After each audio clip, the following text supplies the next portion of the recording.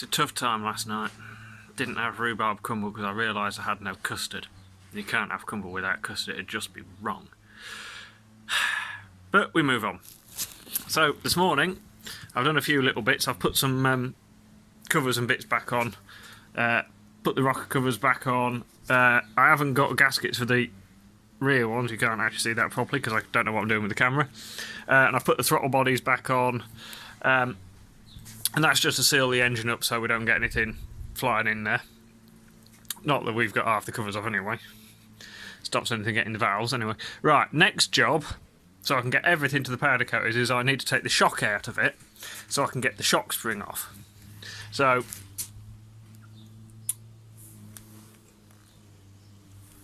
yeah, you can see the shock springs not very nice, so I'm going to get that re-powder coated, but I've got to take the suspension out of it first.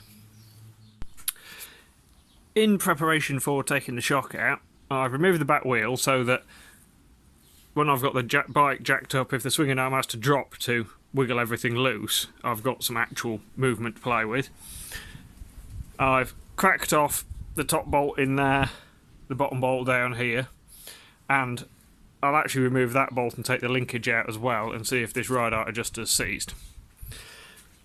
Then what I've also done is I've taken the front exhaust pipe off that would normally sit down here, and I've got a jack underneath the back of the bike with a bit of wood to support the bike, and I've got the front brake tied on. So the idea of this is I can jack this up, and in fact we can see it already, though probably not on the camera. It's taking the weight off the back of the bike, and that means it's taking the load off the shock. So then I can take the bolts out of the shock and take the shock out completely. That's the shock and the linkage on the bench. As you can see, the spring's a bit tatty. I mean, the shock's not perfect, but we have to remember it is 20 years old. So I've got a shock rebuild kit coming from K-Tech, so I'm going to rebuild that. I'm going to get the spring powder coated. I'll unseize the tie rod or get a new one, grease all the linkage, but for now what I'm going to do is I'm going to make up a bar to go where the shock would normally go, so that I can have the bike sat on the bench and not on the jack all the time. That's it, I've got my solid bar mounted up inside the inside where the shock would normally go. I did end up putting the bike on a front paddock stand for a bit, just because it gave it a little bit more stability when it was on the jack. So yeah, that's the bits out of the bike. Obviously while it's all apart I'll give it a proper clean, but for now we'll strip the shock down. This is my shock compressor. I actually made this one myself. You can buy them from people like K-Tech and whoever. And it's pretty simple. We've just got a hydraulic jack in the bottom, a plate at the top with a big hole bored in it so the spring sits against it, and if you can see me doing this, it's a little bit awkward one-handed. That compresses the spring up, and I can take the collar off it and then take all the shock apart. So just a selection of the tooling we're going to be using. Obviously we have a shock, not a tool, just a shock. I've got a big old vise that I bought from a previous employer on a scrap ticket for 20 pence, so I think that's earned its money. I actually use some bits of exhaust strap as soft jaws. I've then got some proper shock oil, as you can see, reputable Motul shock oil, and until final pressurising, which I'll do with nitrogen, we're going to be using a bicycle shock pump for bladder pressurising, because there's no need to use nitrogen all the way through, it's just a waste. Very first thing I notice, I've just used the shock pump to do a pressure check on what's in the shock, and although it's got 5 bar in it, it should have considerably more in these shocks. So it's lost a little bit of gas pressure, so that's not a good start. We'll just do a damping check. Yep, it's got some damping in it. And it is returning, so it is basically functioning.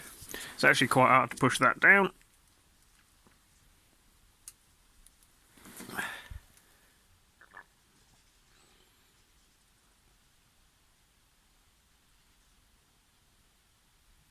So it's not knackered, it's just, you know, not going to be like brand new yet.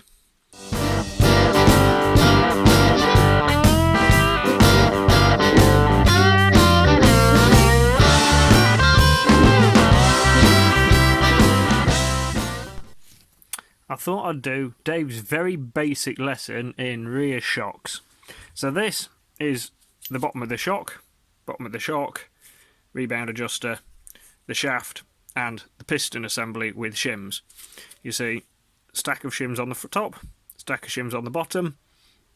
As the piston goes one way, the oil will pass down this hole here, down here, and it has to push the shim open.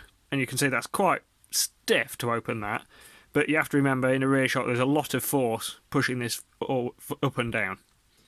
So obviously as the oil's going one way it pushes through the shim, and then as the shock goes the other way the shim acts as a non-return valve, forces oil through the other hole in the piston up, pushes these shims out of the way, so you have compression and rebound damping separately. Now the adjuster on the bottom, which on here is just there, that affects how open this bypass hole is. Now this bypass hole feeds up to there into the middle of the shaft, and opening or closing the damper alters how much oil can go through the bypass, therefore doesn't go through the shims. So when people talk about revalving, they're altering the shims, whereas when you're adjusting day to day, all you're doing is adjusting the bypass.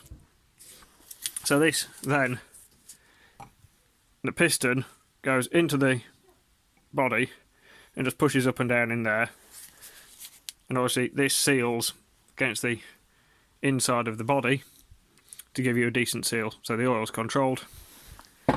Then you've got your gas reservoir in this side, and that's compensating for the extra volume of the shaft when it's fully in the body, and also gives you a bit of a spring effect as well. So that's the very basics of it. In fact, if you can see the holes down the bottom of there, that's the compression adjustment.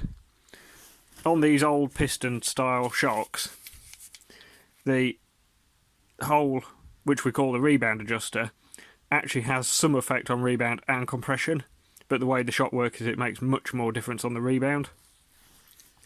So this adjuster, these holes down here, you've got an adjuster on here, and that sort of opens and closes a second bypass hole, which has a lot more effect on the compression side.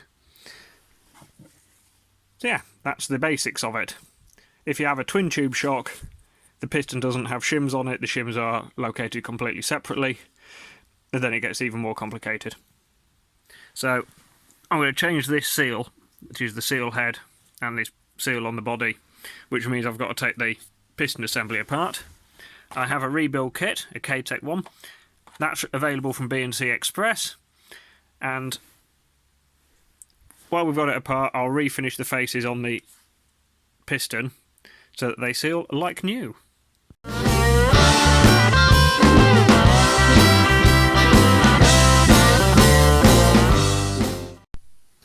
That's the piston assembly stripped down. You can see all the shims. As I was saying earlier about the passages that go through here, this, you can see the lighter coloured, that's a sealing face. So in effect, that shim seals on there, and when the oil pushes through, it has to bend the shim out the way like that, and that creates your damping characteristic. Now obviously, if you vary the quantity, the thickness and the diameter of the shims, it alters the damping. That is complicated, but the basics of how it works is relatively simple, hopefully. All I'm going to do with this is I'm just going to get an oil stone and just re-clean this face up to make sure there's no little wear marks in the face, and then I'm going to strip this down, put new seals on it, and then put it all back together again.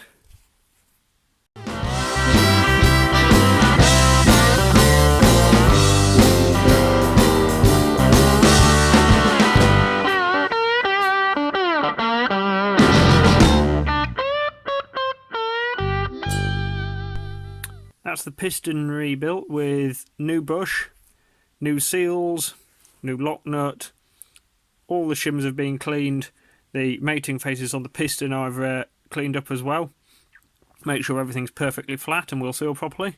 Now it's just a case of reassembling it into the body and oiling it.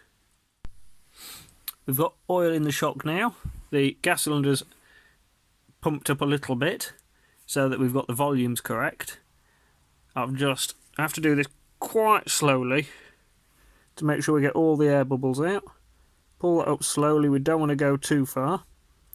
And then push it down fairly sharply to open up the valving. Make sure it pushes any air out of that. And then we just have to wait for all the air bubbles to come out of it. Then we can pop the seal back in. And that's the shock rebuilt.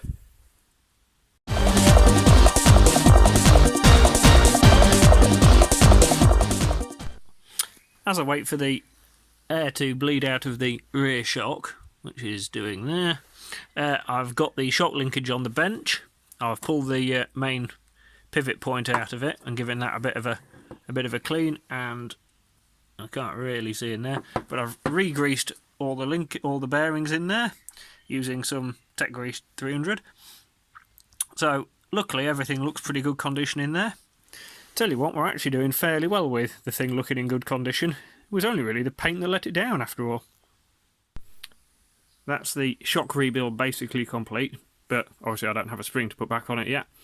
And it's a bit awkward doing this one-handed.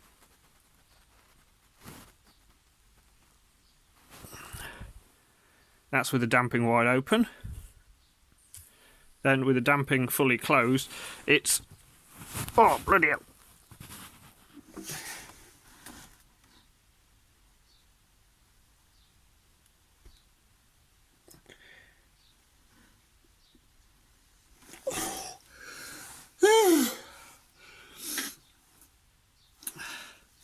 Then as I open them up, whee! While I was bleeding the shock up, and it took a bit of time, I've taken the bearings out of this, re-greased them, refitted everything. I've also managed to get the two rose joints at the end of here moving, and the spherical joints are actually pretty good. There's no play in those. The threads are all alright, but it's all just a little bit rough, and the nut's missing off that end, so I might see if I can find one in a better condition. Join us again next time when we take more stuff apart and maybe put it back together again.